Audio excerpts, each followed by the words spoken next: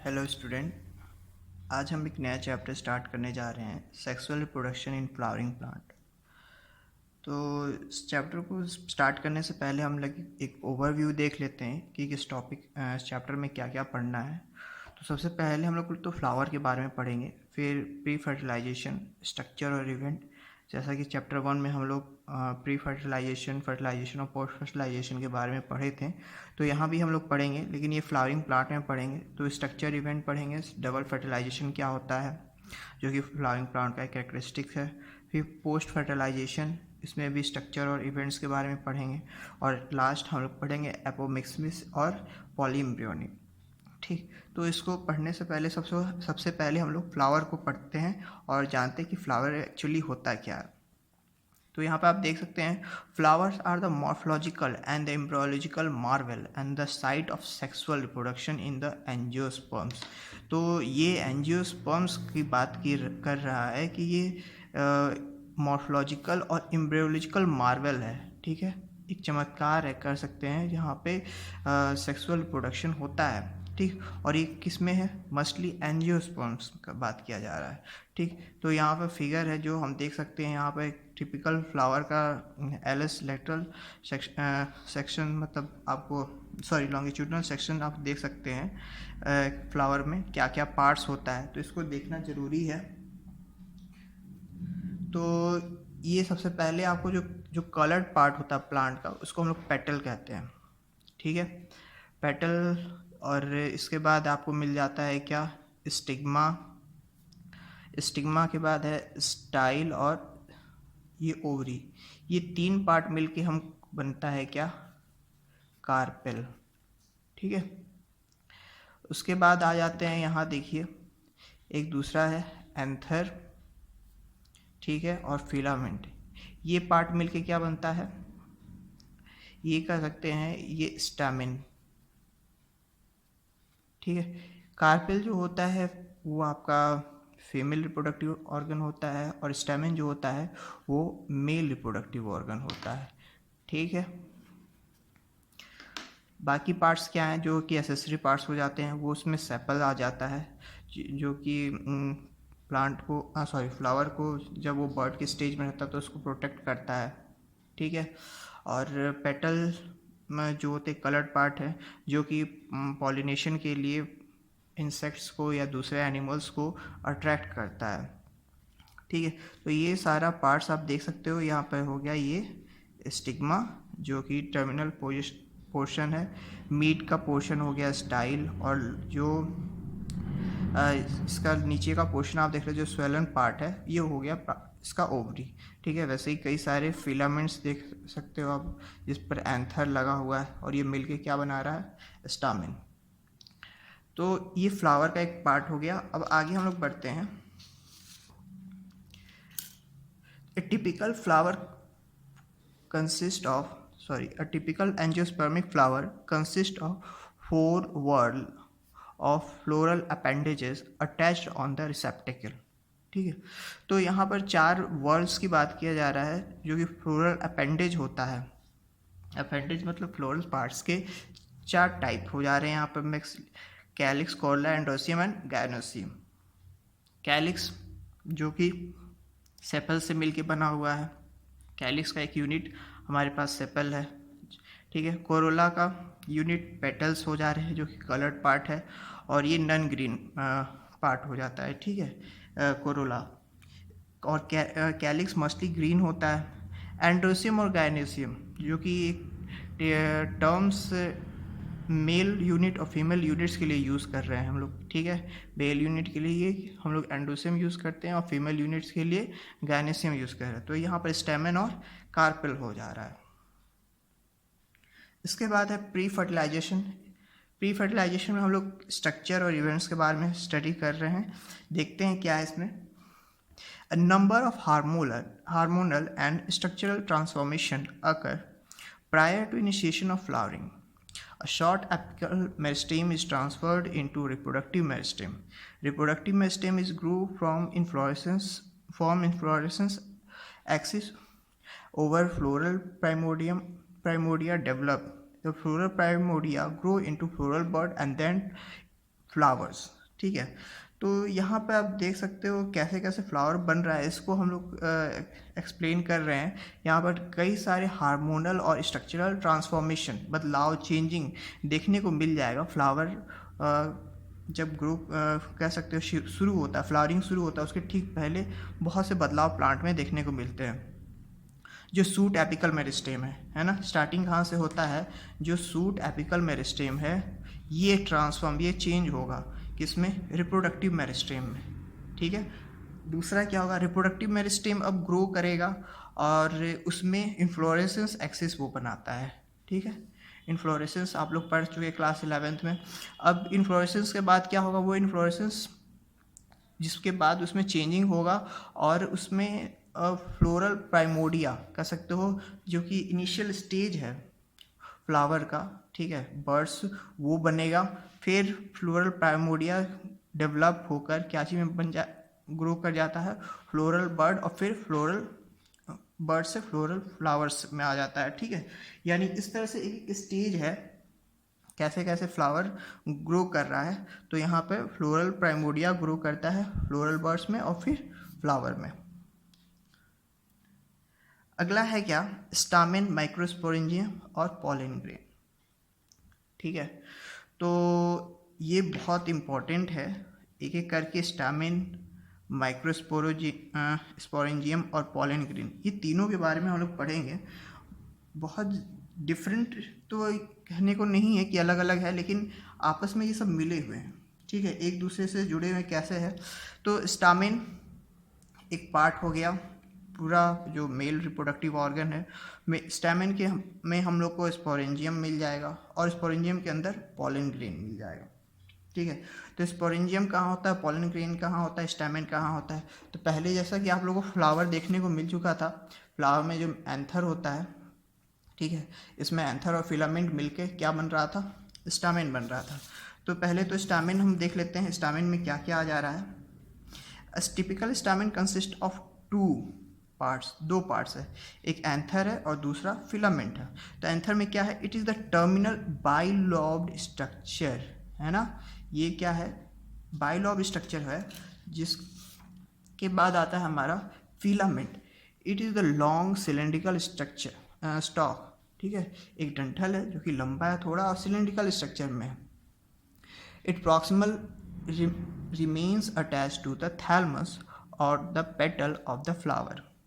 ठीक है, तो जो इसका प्रॉक्सिमल पार्ट है वो थैलमस से जुड़ा हो सकता है या पेटल से जुड़ा हो सकता है, जरूरी नहीं है, किसी दो में से एक। तो इपीपेटलस और इपीफाइलस हम लोग पढ़ चुके हैं ये सब फ्लावर में क्लास 11th में।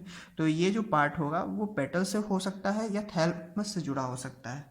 ठीक है, तो ये हो गया एंथर में मतलब स्टामिन का दो जो पार्ट है। अब स्ट्रक्चर देखते हैं, एंथर में क्या स्ट्रक्चर हमको देखने को मिलता है। A typical anther is bilobed, पहले बात हो चुकी है, एंथर ये बाइलोब होगा। The two anther lobes are separated by a deep groove in front and are attached to each other by band of vascularized strial tissue called connective। ठीक है, तो यहाँ पर बाइलॉब्ड होने के साथ साथ अब ये दोनों जो दो एंथर होता है, ठीक है, the two anther lobes are separated. अब एंथर का ये दो लोब आपस में एक दूसरे से अलग होगा और इसमें एक ग्रूव, गड्ढा देखने को हमको मिलेगा। ठीक है, यहाँ पे देख सकते हो इसका ये गड्ढा एक तरफ से और ये दूसरे तरफ से, और ये दोनों आपस में किससे सटे हुए हैं, एक दूसरे से वेस्कुलराइज स्टाइल्ड टिश्यू से। ठीक है, वेस्कुलराइज स्टाइल का मतलब ये टिश्यू है जो कि बस इसका काम है दोनों को जोड़ कर रखना। ठीक है, ये बाइलॉब स्ट्रक्चर को दोनों को कनेक्ट करके रखता है, इसलिए इसको हम लोग कनेक्टिव भी कहते हैं। ठीक, नेक्स्ट क्या है, the anther is 4 sided tetragonal structure. अब ये एंथर में 1 2 3 4 हमको साइड दिख रहा है, कट सेक्शन दिख रहे हैं, तो यहाँ पर 4 सेक्शन हमको दिख रहा है, तो इसको हम लोग क्या कर रहे हैं, टेट्रागोनल स्ट्रक्चर। ठीक है, अब इसमें 4 छोटे छोटे पोर्स हैं, छेद हैं। ये तो सूखने के बाद ये फटा हुआ दिख रहा है आपको, लेकिन जब ये सूखा नहीं हो मतलब रहता है तो ये इसमें 4 स्ट्रक्चर आपको गोल गोल दिख सकते हैं टेट्रागोनल। ठीक है। तो एक को हम इसको क्या कहते हैं, माइक्रोस्पोरेंजिया। ठीक है, तो माइक्रोस्पोरेंजिया मिल के चार बना, ऐसे ऐसे चार होते हैं, तो इसको हम लोग टेट्रा माइक्रोस्पोरेंजिएट कहते हैं। ठीक है, तो यहाँ पर आप देख सकते हो ये है टेट्रा माइक्रोस्पोरेंजिएट। ठीक, तो each anther is a four-sided tetragonal structure consist of four microsporangia located at corner। Corner पे होगा और हर एक लोब में ये दो होगा, है ना। एक लोब ये हो गया और दूसरा लोब ये हो गया, तो इसमें दो प्रेजेंट है एक लोब में। तो mature anther is tetra sporangiate, है ना। तो जो मैच्योर हो जाएगा एंथर पूरी तरह से, तो उसमें हमको चार क्लियर देखने को मिल जाएगा। नेक्स्ट है क्या, microsporangia form pollen sac which on maturity become filled with pollen grain. अब यही जो आपको दिख रहा है यहाँ पर माइक्रोस्पोरेंजिया, अब ये पॉलन सैक में कन्वर्ट हो जाएगा। ठीक है, और पॉलन सैक नाम से पता चला, पॉलन सैक में क्या होगा, पॉलन ग्रेन होगा, तो पॉलन ग्रेन यहाँ इसमें डेवलप कर जाता है। तो स्ट्रक्चर थोड़ा सा और डिटेल में देखते हैं, माइक्रोस्पोरेंजियम कैसा क्या क्या स्ट्रक्चर होता है, कैसे उसमें डेवलप करता है पॉलन ग्रेन। तो देखिए यहाँ पर structure of microsporangium in transverse section, चूँकि ये टीएस है, a typical microsporangium appear near circular. ठीक है, ये जब हम लोग ट्रांसवर्स सेक्शंस का देखते हैं टीएस, तो ये पूरी तरह से क्या दिखेगा, सर्कुलर दिखता है। In outline it consist of homogeneous mass of meristematic cell called the primary sporogenous cell surrounded by anther wall. ठीक है, तो ये आप देख सकते हो कि जब ये होमोजीनस मास प्रेजेंट होता है, वो होमोजीनस एक सा मास होगा और उसमें कंटिन्यू क्या कहते हैं, सेल डिवीज़न होता रहेगा, मेरिस्टेमेटिक सेल होगा, और उसको हम लोग प्राइमरी स्पोरोजीनस सेल्स कहते हैं। वो सेल वहाँ पे क्या होगा, डिवाइड होते रहेगा। यहाँ पर आप देख सकते हो इसका 4 लेयर हम होता है इसमें। पहले ये चारों लेयर प्रोटेक्टिव होता है। ठीक, तो ये सर्कुलर आउटलाइन आप देख सकते हो। ठीक है, बाइलोब्ड स्ट्रक्चर में, और ये बीच में कनेक्टिव है, कनेक्टिव जो इसको दोनों को बाइलोब स्ट्रक्चर को कनेक्ट कर रहा है। ठीक है, तो primary sporogenous cell form microspore mother cell. अब इसके अंदर जो स्पेशल टिश्यू है, ठीक है, जिसमें मायोटिक डिवीज़न हो रहा है। ठीक है, तो सराउंडेड बाय एंथर वॉल। अब इसमें एंथर वॉल 1 2 3 आपको कौन कौन से वॉल देखने को मिल रहे हैं, सबसे पहले देख लीजिए। सबसे पहले क्या मिल जाएगा, एपिडर्मिस। ठीक है, एपिडर्मिस के पास इंडोथेसियम स्पोरोजीनस टिश्यू है, और फिर लास्ट में क्या है, मिडिल लेयर और टैप्टम, है ना। तो ये 4-5 जो लेयर हमको देखने को मिल रहा है स्टार्टिंग से एंड तक, और लास्ट में जो हमारा इन में है ना, स्पोरोजीनस टिश्यू, इसी में हमारा क्या प्रेजेंट होगा, माइक्रोस्पोर मदर सेल, जिसका क्रोमोसोम्स का नंबर क्या होगा, 2n। अब ये माइक्रोस्पोर मदर सेल डिवाइड होगा म्योटिक डिवीजन से, और क्या डेवलप करेगा, 4 हैप्लॉयड स्पोर्स। ठीक है, वो स्पोर्स बाद में डेवलप कर जाते हैं किसमें, पॉलन ग्रेन में। ठीक, तब इसका इनलार्ज व्यू देख लेते हैं। ये तो यंग स्टेज में था। ठीक है, तो इनलार्ज व्यू में देख सकते हैं, क्लियर है, एपिडर्मिस सबसे बाहर में रहेगा। ठीक है, एपिडर्मिस के ठीक बाद क्या रहता है, इंडोथेसियम होता है ना। एक लेयर ये आपको इंडोथेसियम का दिख जाएगा। इंडोथेसियम के बाद आता है मिडिल लेयर, और इसके बाद आता है टैप्टम। ठीक है, टैप्टम न्यूट्रिशमेंट के लिए होता है, जो कि डेवलपिंग स्पोर्स सेल है, स्पोरोजीनस सेल्स है, उसको न्यूट्रिशमेंट देता है। ठीक है, तो ये बाकी 3 जो हो गए, इंडोथेसियम, मिडिल लेयर और एपिडर्मिस, ये प्रोटेक्टिव हो जाते हैं और ये न्यूट्रिशमेंट के लिए है। ठीक है, तो माइक्रोस्पोर मदर सेल सबसे अंदर में है। तो आगे देखते हैं, anther wall consist of following layer.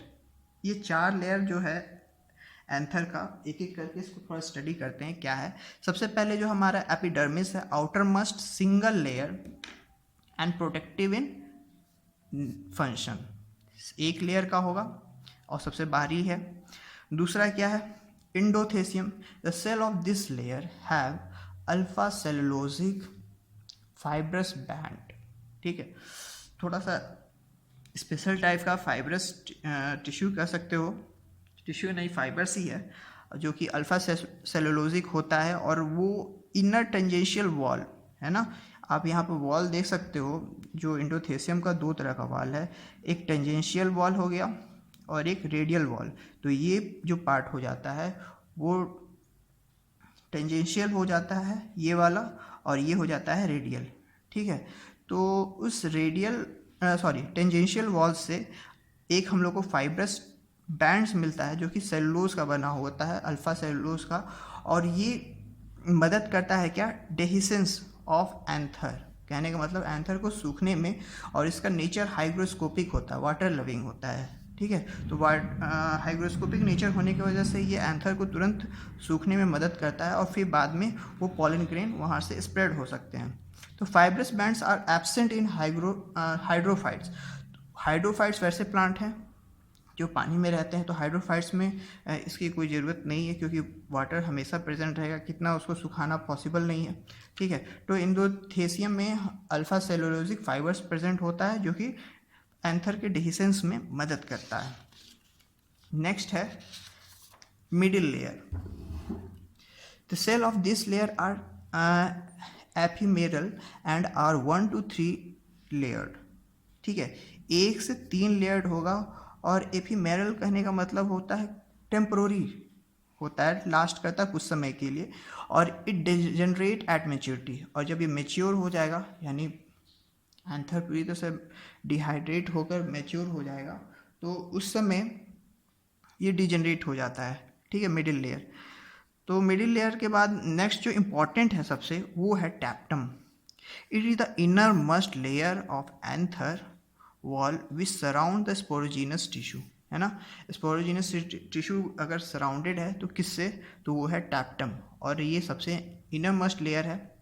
It nourishes the developing pollen grain. अब जो पॉलन ग्रेन को ये जो डेवलप हो रहा है उसको ये नॉरिश करेगा, उसको न्यूट्रिशमेंट देगा। The cell of the tapetum possess dense cytoplasm, जरूरी है उसका साइटोप्लाज्म भी क्या होगा, डेंस काफ़ी होगा, and generally have more than 1 nucleus. ये काफ़ी इंपॉर्टेंट है, यहाँ से क्वेश्चन आ चुका है। इसका जो न्यूक्लियस होगा वो एक नहीं होता, वो मल्टी न्यूक्लिएटेड हो जाते हैं, ठीक है, more than 1 nucleus tapetum. They are polyploid, है ना। The tapetal cells so increase in their DNA content, और इस तरह से इनका डीएनए कंटेंट क्या हो जाता है, बढ़ जाता है, क्योंकि इनमें एक से ज़्यादा न्यूक्लियस प्रेजेंट है। तो ऐसे सॉइल को हम लोग क्या कहते हैं, पॉलीप्लॉइड कहते हैं, ठीक।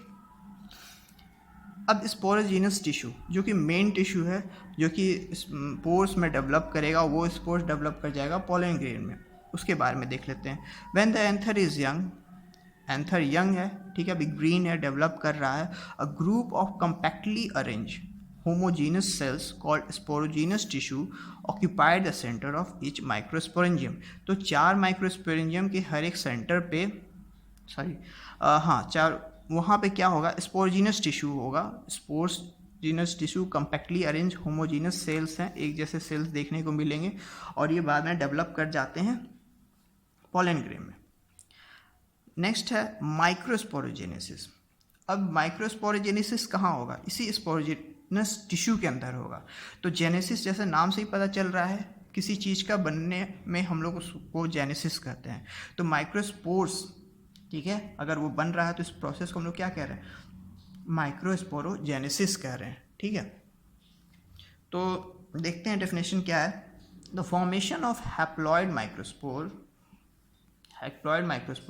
From diploid microspore mother cell, है ना, इसको MMC भी कहीं कहीं वर्ड यूज़ करते हैं, inside the pollen sac by meiotic division, ठीक है। मियोटिक डिवीजन से हैप्लॉइड माइक्रोस्पोर्स अगर बन रहा है किससे, तो डिप्लॉयड माइक्रोस्पोर मदर सेल से, तो इस प्रोसेस को हम लोग माइक्रोस्पोरोजेनेसिस कहते हैं, ठीक है। The haploid microspore form from a single microspore mother cell, और ये जो बनेगा वो एक सिंगल से बनता है, एक सिंगल माइक्रोस्पोर मदर सेल से क्या बनता है, हैप्लॉइड माइक्रोस्पोर बनता है, ठीक है। और अरेंज होता है 4 सेल्स के फॉर्म में, 4 सेल क्लस्टर में रहते हैं, ग्रुप में रहते हैं, जिसको माइक्रोस्पोर टेट्राड कहते हैं। क्या कहेंगे, microspore tetra, group of 4 cell, ठीक है, क्योंकि हमेशा मियोटिक डिवीज़न में हमको 4 डॉटर सेल्स बनने को दिखता है, जब बनता है तो हमको 4 डॉटर सेल्स बनेगा मियोटिक डिवीज़न में जब भी होगा तो, ठीक है। तो ये 4 सेल बनते हैं और चारों को हम लोग एक साथ मिलकर क्या कहते हैं, माइक्रोस्पोर टेट्राड। अब ये माइक्रोस्पोर टेट्राड डिहाइड्रेट करके कन्वर्ट हो जाता है पॉलन ग्रेन में, ठीक है। यहाँ पे देखिए जो साइटोकाइनेसिस होता है माइक्रोस्पोर्स में, है ना, तो स्पोरोजिनस टिश्यू यानी मदर सेल्स जो है उसके में साइटोकाइनेसिस होगा, 4 टेट्राड बनना है, ठीक है। तो कैसे होता है साइटोकाइनेसिस, जो होता है सेल का डिवीज़न को कह रहे हैं, ठीक है। तो साइटोकाइनेसिस यहाँ पर 2 तरह का हो जाता है, एक सक्सेसिव हो जाता है, एक साइमल्टेनियस होता है। तो सक्सेसिव हमको मोनोकॉट में मिलता है और सक्सेसिव डाइकॉट में मिलता है। तो सक्सेसिव में देखिए क्या है, in this type cytokinesis occur after each meiotic division, thus isobilateral tetrad is formed, example monocot, है ना। तो मोनोकॉट में ये देखने को मिलेगा क्या होगा कि जैसे सेल डिवीज़न हुआ, ठीक है, कहने का मतलब है कि जैसे प्राइमरी मदर सेल्स जो है वो डिवाइड करेगा तो हर बार डिवीज़न में एक सेल बन जाता है, ठीक है। एक सेल बना, 1 से 2 सेल बना, 2 से 4 सेल बना, यानी स्टेप वाइज बनेगा, ठीक है। आइसोबाइलेटरल टेट्राड होगा, ठीक है। लेकिन साइमल्टेनियस में क्या होगा, एक ही बार में ये 4 सेल डेवलप कर जाता है। यहाँ पर देख सकते हो मोनो डायाड डिवाइड, फिर डायाड भी डिवाइड कर रहा है, टेट्राड में कन्वर्ट हो रहा है। लेकिन साइमल्टेनियस में क्या होता है, it occur after complete meiotic division, है ना, यानी मियोटिक डिवीज़न 1 to एक साथ होगा और टेट्राहेड्रल टेट्राड जो कि माइक्रोस्पोर्स में होगा वो देखने को आपको मिल जाएगा। ये डाइकॉट का एग्जाम्पल होता है, कहने का मतलब ये डाइकॉट में ज़्यादातर देखने को मिलेगा। तो एक साथ ये 4 सेल डिवाइड करेंगे, ऐसा नहीं होगा कि पहले 2 बना फिर 4 बना, ठीक है, एक साथ 4 बनेंगे। As the anther mature and dehydrate, the microspores dissociate from each other and develop into pollen grain, ठीक है। तो जैसे एंथर मैच्योर करेगा और डिहाइड्रेट सूखेगा तो वो माइक्रोस्पोर्स आपस में अलग हो जाएंगे और डेवलप कर जाते हैं किसमें, pollen grain में। Inside each microsporangium, several thousand of microspores of pollen grain are formed that are released with the dehiscence of anther, ठीक है। तो हर एक माइक्रोस्पोरेंजियम में यहाँ पे आप देख सकते हो ये जो एंथर अब ये सूख चुका है, सूखने के बाद इससे कई सारे पॉलन ग्रेन अलग हो चुके हैं, ठीक है। टेट्राड जो था वो माइक्रोस्पोर टेट्राड अलग होके पॉलन ग्रेन में कन्वर्ट हो गया है, अब ये इससे बाहर निकल जाएगा।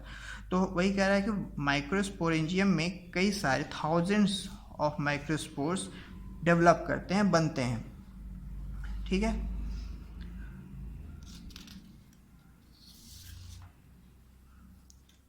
अब जो है वो है हमारा पॉलन ग्रेन, ठीक है। तो हम लोग देख लिए माइक्रोस्पोरोजेनेसिस कैसे होता है, माइक्रोस्पोर्स कहाँ प्रेजेंट होता है, स्पोरोजिनस टिश्यू क्या होता है। अब हम लोग को देखना है क्या कि इसमें जो पॉलन ग्रेन बना माइक्रोस्पोर्स से वो क्या करता है और कैसा होता है, ठीक है। तो pollen grain represent the male, important है, गैमेटोफाइट, है ना। गैमेट्स जो है फीमेल मेल ऑर्गन्स का, ठीक है, या कह सकते हो मेल रिप्रोडक्टिव ऑर्गन में जो गैमेट्स बन रहा है वो क्या है, पॉलन ग्रेन है, जिसको मेल गैमेटोफाइट्स कह रहे हैं। दे आर जनरली स्फेरिकल, ठीक है, आमतौर पर ये स्फेरिकल स्ट्रक्चर होगा और इसका साइज काफ़ी इंपॉर्टेंट है, 25 to 50 माइक्रोमीटर, ठीक है, 20 से 25 माइक्रोमीटर का ये साइज इसको डायमीटर में देखने को मिलता है, ठीक है। The cell wall of pollen grain is called sporoderm which consist of 2 layer, exine and intine, ठीक है। तो जो सेल वॉल होगा पॉलन ग्रेन का उसको हम लोग क्या कह रहे हैं, स्पोरोडर्म हो कहते हैं। और स्पोरोडर्म 2 लेयर का बना होता है, जो बाहरी लेयर होता है उसको हम लोग एक्साइन कहते हैं और जो इंटरनल लेयर होता है उसको इंटाइन कहते हैं। अब एक्साइन और इंटाइन को थोड़ा डिटेल में जानते हैं। एक्साइन क्या है, it is the hard outer layer made up of sporopollenin, ठीक है, बहुत इंपॉर्टेंट टर्म है, जो कि one of the most resistant organic material known. It can withstand high temperature, strong acids and alkali. No enzyme that they generate sporopollenin is so far known. ठीक है, तो जैसा ये बात कह रहा है कि आउटर मस्ट सरफेस पे प्रेजेंट होगा और ये हार्ड होता है, काफ़ी हार्ड होता है, और इससे ज़्यादा रेजिस्टेंट ऑर्गेनिक मटेरियल अभी तक कोई नहीं पता किया गया है, और ये काफ़ी हाई टेम्परेचर, स्ट्रॉन्ग एसिड और एल्कलीस को भी झेल सकता है। ठीक है, कोई ऐसा इंजाइम्स नहीं बनाया गया है या पाया गया है जो कि स्पोरोपोलिनिन को डिग्रेड कर सके। ठीक है, अब जो नेक्स्ट है वो हम देख लेते हैं इसमें क्या बेनिफिट्स है इसका एक्साइन होने का। तो बेनिफिट्स देख लेते हैं। बेनिफिट्स में क्या है, this also help in the fossilization. ठीक है, इतना टफ होने की वजह से इसको फॉसिल्स एज अ फॉसिल सी काफ़ी समय तक ही रह सकता है। ठीक है, it is so hard that is pollen grain are well protected from hazardous environment, है ना। तो प्रोटेक्शन इसको मिलेगा किससे, हजार्डस इन्वायरमेंट जो कि इसको नुकसान पहुंचा सकता है। तो इसलिए ये प्रोटेक्टिव स्ट्रक्चर प्रेजेंट है इसके ऊपर when they are pollinated by biotic और एबायोटिक एजेंट। और ऐसा तब इनको देखने को मिलता है, इनको हार्म तब हो सकता है जब इनमें पॉलिनेशन का प्रोसेस होता है, और ये पॉलिनेशन का प्रोसेस एनिमल्स भी करते हैं। ठीक है, और कुछ नॉन लिविंग प्रोसेस से भी होता है जो कि एबायोटिक में आता है, जैसे विंड पॉलिनेशन, वाटर पॉलिनेशन, ये सारे। ठीक है, तो वो हम लोग बाद में पढ़ेंगे। It exhibit the fascinating area of pattern and design. ठीक है, काफ़ी डिफरेंट पैटर्न और डिज़ाइन देखने को मिलेगा, आप एनसीईआरटी के फिगर्स में देख सकते हो बुक में। It has a prominent aperture. ठीक है, काफ़ी छोटा सा, ठीक है, और बहुत ही इंपॉर्टेंट एक छोटा सा छेद जिसको हम लोग जर्म पोर कह रहे हैं, वो उस पर प्रेजेंट होता है जहाँ पर स्पोरोपोलिनिन एब्सेंट होता है, और ये जर्म स्पोर पॉलन ट्यूब में प्रेजेंट कह सकते हो बनाने के लिए इम्पॉर्टेंट होता है पॉलन ट्यूब को। तो इंटाइन जो इंटरनल पार्ट है पॉलन ग्रेन का, इसका क्या है, it is the inner wall which is thin, ये पतला होगा compare to exine, and continuous, लेकिन इसमें किसी तरह का एपर्चर देखने को नहीं मिलेगा एक्साइन की तरह। ठीक है, and made up of cellulose and pectin. Cellulose और पैक्टीन की तरह, सेलुलोज और पैक्टीन का ये इंटाइन बना है, और एक्साइन हमारा स्पोरोपोलिनिन का बना हुआ है। ठीक है, नेक्स्ट क्या है,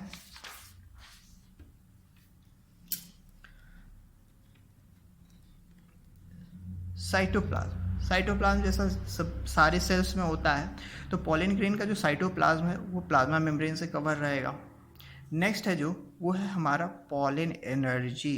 ठीक है, पॉलन एनर्जी बहुत से एनिमल्स और ह्यूमन बींग्स में देखने को मिलता है। तो पॉलन एनर्जी क्या है, pollen grains of many species, बहुत सारे प्लांट्स के species, specially the anemophilous plant. Anemophilous plants किसको हम लोग कह रहे हैं, जो कि विंड पॉलिनेशन होता है।